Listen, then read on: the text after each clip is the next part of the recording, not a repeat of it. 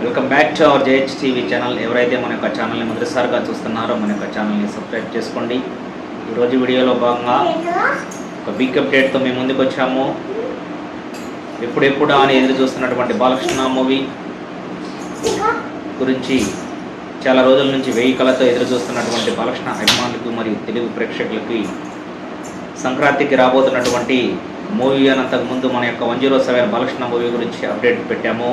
మనం పెట్టినటువంటి అప్డేట్ 100% నిజమయ్యి ఈరోజు టీజర్ రిలీజ్ అయింది. ఈరోజు రిలీజ్ అయినటువంటి టీజరు అఖండమైనటువంటి అద్భుతమైనటువంటి రెస్పాన్స్ వస్తుంది. ఈ టీజర్కి బాలకృష్ణ అభిమానుల నుంచే కాదు అందరి నుంచి కూడా టీజర్ అద్భుతంగా ఉంది అనేటువంటి ధోరణిలో అందరూ ముక్తకంఠంతో ఈ యొక్క టీజర్ గురించి మాట్లాడుకుంటున్నారు.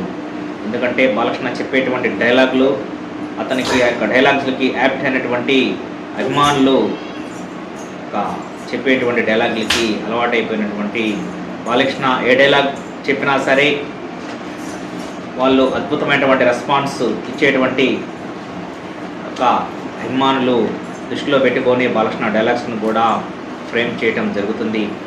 మెయిన్గా ఈరోజు రిలీజ్ అయినటువంటి టీజర్ని మనము పరిశీలించినట్లయితే ఈ టీజర్లో దాదాపు రిలీజ్ అయినటువంటి టీజరు అద్భుతమైనటువంటి రెస్పాన్స్ తోటి ఉన్నదన్నమాట. ఒకసారి మనము టీజర్ గురించి పరిశీలించినట్లయితే ఈ యొక్క టీజర్ని ఒకసారి స్టార్టింగ్ నుంచి పరిశీలించినట్లయితే స్టార్టింగే ఒక ఎడారి ప్రాంతంలో ఒక గుర్రాల యొక్క గుంపు పరిగెత్తుకుంటూ ఒక రేస్ లాగా దూసుకొచ్చేటువంటి ఒక యుద్ధ సన్నివేశాన్ని కల్పించే విధంగా ఉన్నటువంటి ఆ యొక్క సీన్ మామూలుగా లేదు. ఆ సమయంలో తమన్ కొట్టినటువంటి బ్యాక్గ్రౌండ్ మ్యూజిక్ అద్భుతమైనటువంటి నరేషన్ తోటి సాగింది. తర్వాత ఈ యొక్క ఏదైతే స్టోరీ ఉందో అంతకుముందు మనం సర్కార్ సీతారాము మరియు డాకు మహారాజా గురించి చెప్పాము. ఆఖరికి డాకు మహారాజుని ఫైనల్ చేశారు. డాకు మహారాజ్ క్యారెక్టర్ని ఇంట్రడ్యూస్ చేయడానికి టీజర్లో వచ్చినటువంటి ప్రతి సన్నివేశం ఒక గుస్బంస్ తెప్పించే విధంగా ఉన్నది ఈ యొక్క టీజరు. ఈ టీజర్ రిలీజ్ అయినటువంటి 7 అవర్స్లోనే సితారా ఎంటర్టైన్మెంట్ యొక్క ఒక అఫీషియల్ ఛానల్లో దాదాపు 25 లక్షల వ్యూస్ వచ్చి అఖండమైనటువంటి రేంజ్లో దూసుకుపోయిందనమాట ఈ యొక్క టీజరు.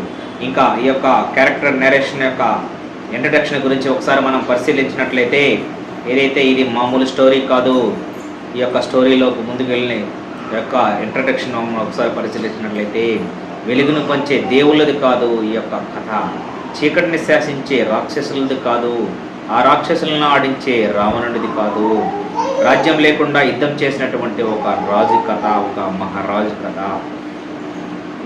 గండ్రగొడ్డలతో చేతబట్టి అటువంటి యమధర్మరాజు యొక్క కథ ఈ యొక్క మూవీ, మరణాన్నే ఉనికించినటువంటి మహారాజుది డాకు మహారాజుది కథ అని చెప్పినటువంటి ఇంట్రడక్షన్ కానీ అక్కడ ఈ యొక్క నరేషన్ని ఇంట్రడ్యూస్ చేసేటువంటి విధానంలో వచ్చినటువంటి బ్యాక్గ్రౌండ్ మ్యూజిక్ కానీ ఒక్కొక్క డైలాగు యొక్క ఇంట్రడక్షను ఒక టోటల్ లాగా ఫీలింగ్ అనేటువంటి చెప్పడంలో ఎటువంటి అతిశయోక్తి లేదు.